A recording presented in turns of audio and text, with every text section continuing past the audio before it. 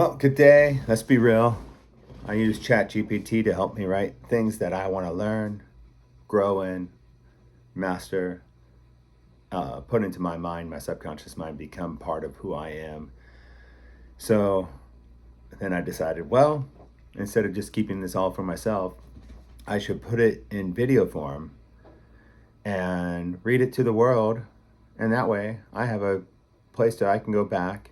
Instead of picking up all these papers and rereading them, I could listen to them on my drive. I can listen to them while I'm at work. I can just blast it in the back of my mind all the time, hopefully by osmosis, sleeping on a pillow.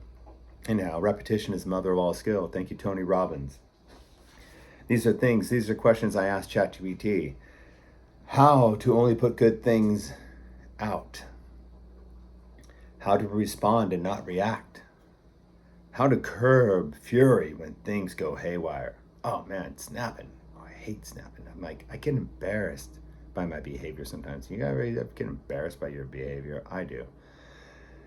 And how to be my highest version of myself all the time. I guess that's a little selfish of me to want to be my highest version all the time. I don't know. And how to be physically enlightened being as I am spiritually.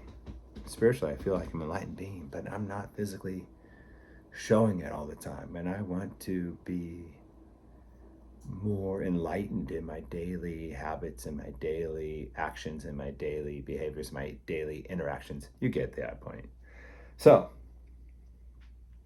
it gave me some beautiful things to say. So, let's get going. Let's be real. It's easy to talk about being enlightened when life is going smooth. But what about when everything is going haywire? When your temper's flaring, when people are testing you, when the world feels upside down? How do you actually put out good energy, respond instead of react, and show up as your highest self in those moments? Here's the truth. Whatever you put out, life reflects back to you. This is the mirror principle, and I did a video on this. Maybe it's earlier, maybe it's later. I don't know where it is, but it's coming up. Or maybe you've seen it. So whatever you put out, life reflects back to you. So if you want more good, you've got to project good. Oh, yes. Before you speak, before you act. This is a great thing. Before you speak, before you act, just pause. 2 seconds. Ask yourself, what energy am I sending out right now? What energy am I sending out right now? That pause is power. That pause lets you choose love, patience, clarity instead of pouring gasoline on the fire. Second, most people live on autopilot, just reacting. But response is different. Response is consciousness, or is conscious. How do I shift from reaction to response? One breath. One breath, just one breath. This is what chat tells me. Just do one breath and I can change from reaction to response. Inhale for 4, 3, 2. Hold for 2. Exhale for 6. That breath breaks the cycle. Then reframe. What is this moment here to teach me? What is this moment here to teach me? Every moment, everything in life is here for you to learn from. Everything is for you to grow and learn from, and to hopefully be better. Sometimes, and we repeat because we're like, why? Why is this happening to me? Oh, because you're not answering that question. It's because of your actions and behaviors and whatever, and so things that you're putting out that's coming back to you. That's why it's happening to you. So, and you're not learning what it's here to teach you. You have to learn that one question flipped everything from chaos to opportunity. What is here to teach me? I took my breath.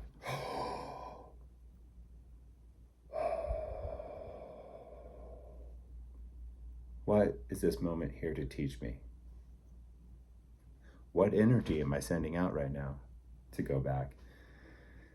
I think that's a beautiful reframe and a beautiful thing to learn right now. Number 3 is curbing fury when life gets messy.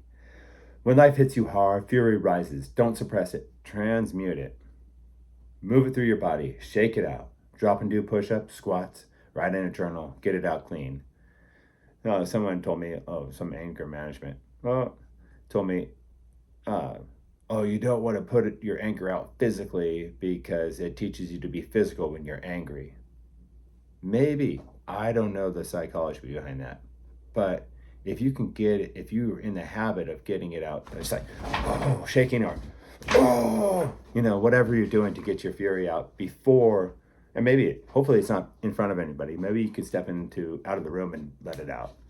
And or maybe it's a good teaching moment for children. You're like, I'm angry and I need to step away and take a breath and blah, blah, blah, to take a moment for myself to get rid of this frustration or whatever it is at the moment that's causing you the feelings. So move it through your body, shake it out, drop, do push-ups, squats, write in a journal, get it out clean. Then anchor, hand to your heart and breathe and say, I choose peace in this moment. I choose peace in this moment. Maybe you can do it peacefully. I choose peace in this moment. Zoom out. Will this matter in 5 minutes, 5 hours, 5 days, 5 years, 5 months? Most likely not. Most of it won't matter at all. Especially with my kids, they're over it in like 5-6 minutes, or even less time. They'd be screaming and yelling at each other, and then like, oh, hey, let's go play this. Let's go do this. Hey, do we have any cookies? Like, what? Weren't you guys just killing each other and ripping each other's hair out? What's going on? Now you're best friends. You're like, oh, I love you. Let's go play dolls. Let's go draw. Like, what? That's great. That's fantastic. They get it out. Hopefully they don't hurt each other. And maybe I can teach them better ways to get it out. Number 4, being the highest version of yourself. Your highest self isn't some faraway version of you. It's available right now in micro choices. Start speaking in I am language. I am patient. I am strong. I am love. So many times I said, I'm an asshole. And guess what? I am. I can be. But not anymore. I am love. I'm kindness. I'm calm. I'm calm, cool, and collected. That's one of my favorite things. I think that would be all around thing is like, so calm, cool, collected. That's how we're going to be. Patient, kindness, love, compassion, empathy. I understand all that. I am that. I like it when I receive that. So I'm going to put that out. Start speaking in the I am language. And stack tiny actions. Smile instead of a snap. Listening instead of cutting off. Gratitude instead of complaint. I like that one. Gratitude instead of complaint. Whatever you're complaining about comes about. Why don't you find the good in it and show appreciation for the good in what you're seeing to get what you want. And before bed, revise your day. Replay the moments you slipped and in imagination. Rewrite them as you responded as your highest self. That reprograms your subconscious mind for next time. That's awesome because you're just rewriting the script. You're like, oh, I yelled at my kids. I didn't want to do that. You're like, oh, maybe I'll rewrite the script. And I'm like, I remember saying kind, peaceful things that ChatGPT taught me to say instead of the angry things. And I got the better response that I really wanted from them. And hopefully this they say this will reprogram your mind. So the next time it comes up, maybe you use those kind, patient words with your children or your coworkers or your boss or whoever, or your wife or whoever you're dealing with. Maybe you'll use kind, patient words with them instead of snapping, frustration, and everything else. Now, number 5, Embodying enlightenment physically. Spiritually, we already feel it. But how do we show it physically?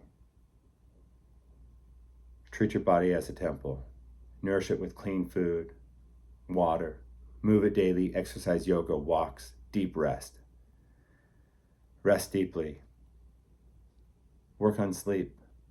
Man, Neville Goddard does the SATs thing. You put the things in your mind that you want to experience in your life. Fall asleep with the dream in your mind, not the stress of the day. Work on sleeping. Work on meditation. Meditation. If you learn meditation, some simple ones are counting your breath. Counting your breath is a great one. Puts me right to sleep, actually, if I'm laying down. Somebody else said, you count money, count $100 bills. Study a $100 bill, smell it, touch it, feel it. Imagine yourself, every breath you take is another $100 bill. Fall asleep doing that. You might wake up and have a stack of $100 bills next to you, coming to you that day. You never know. But it'll help you fall asleep. Imagine beautiful things. Like they say, counting sheep. Imagine sheep jumping over a fence. 1, 2, 3. Occupy your mind with better things than your stress and worries.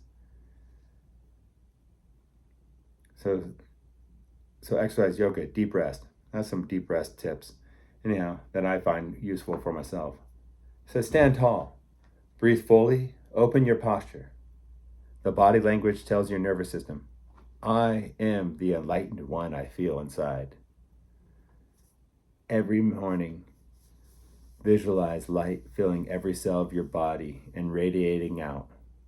Walk into your day glowing. Positive affirmations, positive sayings that you can take into yourself. I am statements that you can take in yourself. I am enlightened.